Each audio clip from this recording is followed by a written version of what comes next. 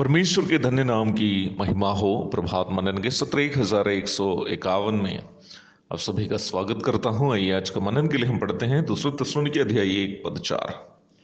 यहां तक कि हम आप परमेश्वर की कलीसिया में तुम्हारे विषय में घमंड करते हैं कि जितने उपद्रव और क्लेश तुम सहते हो उन सब में तुम्हारा धीरज और विश्वास प्रकट होता है।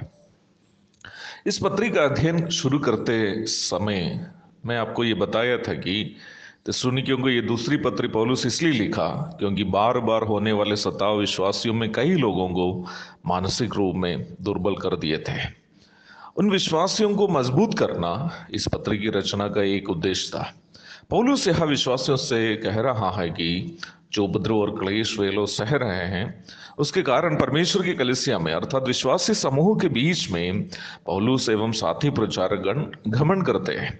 एक ऐसा घमंड है, विश्वासियों को अविश्वासी लोग जब सताते हैं, हम उन विश्वासियों के कारण जो दुख झेल रहे हैं कैसे घमंड कर सकते हैं? क्या पौलुस इन शब्दों को केवल इस उद्देश्य से कहा कि कष्ट सहने वाले थिस्सलुनीके विश्वासियों को कुछ तसल्ली मिले?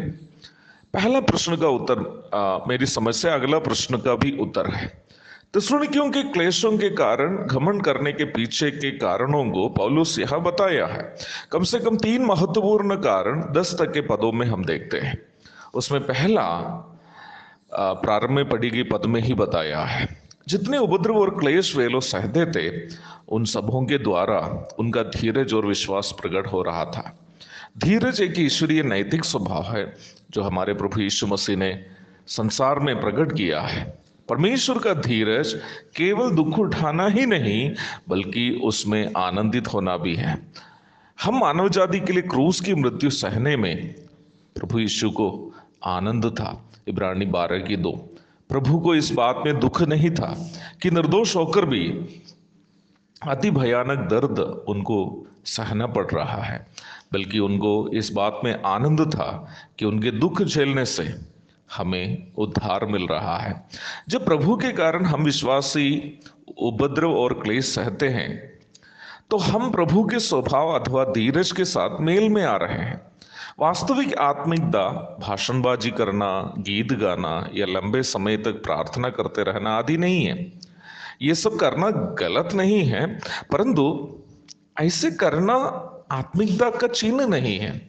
वास्तविक आत्मिकता प्रभु यीशु के द्वारा दिखाए गए ईश्वरीय स्वभावों को अपने जीवन के द्वारा दिखाना है।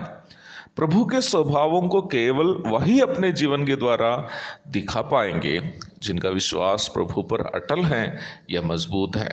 यह पौलुस इसलिए थिस्सलुनीकियों के कारण घमंड कर रहा था क्योंकि उपद्रव और क्लेश सहने के द्वारा वे लोग